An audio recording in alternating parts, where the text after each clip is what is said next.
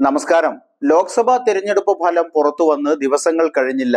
ബീഹാറിലും മഹാരാഷ്ട്രയിലും ഭരണകക്ഷിയായ NDAയിൽ ആഭ്യന്തര സംഘട്ടനത്തിന്റെ റിപ്പോർട്ടുകൾ പുറത്തുവരാൻ തുടങ്ങി.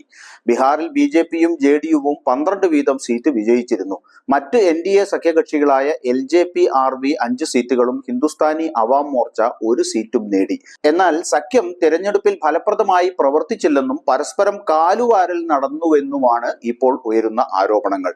സംസ്ഥാന BJP അധ്യക്ഷനും ബീഹാർ ഉപമുഖ്യമന്ത്രിയുമായ സമ്രാട്ട് ചൗധരി സ്വന്തം ജാതിക്കാരായ കുശ്വാഹകളുടെ വോട്ടുകൾ NDA സ്ഥാനാർത്ഥികൾക്ക് കൈമാറുന്നതിൽ പരാജയപ്പെട്ടുവെന്ന് ഗയയിൽ നിന്നുള്ള മുൻ BJP MP ഹരി മാഞ്ചി ആരോപിച്ചതോടെയാണ് ബീഹാറിലെ NDAയ്ക്കുള്ളിൽ വിള്ളലുകൾ പ്രത്യക്ഷപ്പെട്ടത്. 2024 പൊതു തെരഞ്ഞെടുപ്പിന് മുൻപ് കുശ്വാഹകൾ NDAയുടെ അനുയായികളായാണ് അറിയപ്പെട്ടിരുന്നത്.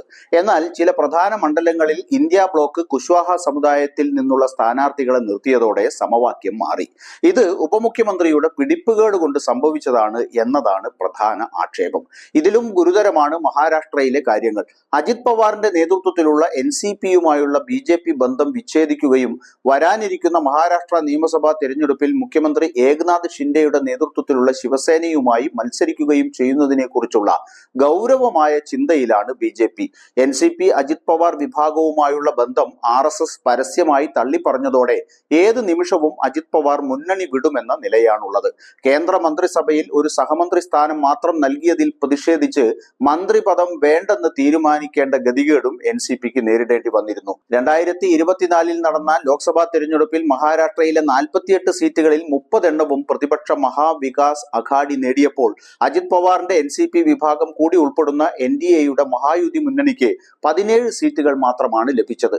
ഞങ്ങൾ 48 സീറ്റിൽ മത്സരിച്ചു, ഞങ്ങൾക്ക് 2 സീറ്റ് മാത്രമേ ലഭിച്ചുള്ളൂ എന്ന് പറയുന്നതിൽ കാര്യമില്ല.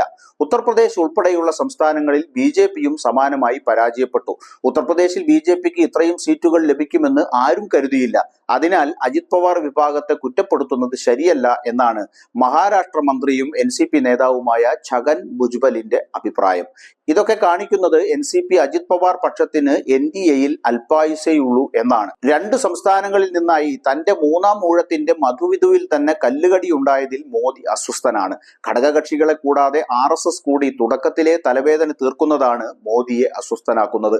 ഇപ്പോൾ ഉടലെടുത്ത അസ്വസ്ഥതകൾ പൊട്ടിത്തെറിയിലേക്ക് വഴിമാറിയാൽ അത് കേന്ദ്ര ഭരണത്തെ പിടിച്ചുലയ്ക്കുമെന്നുറപ്പ്.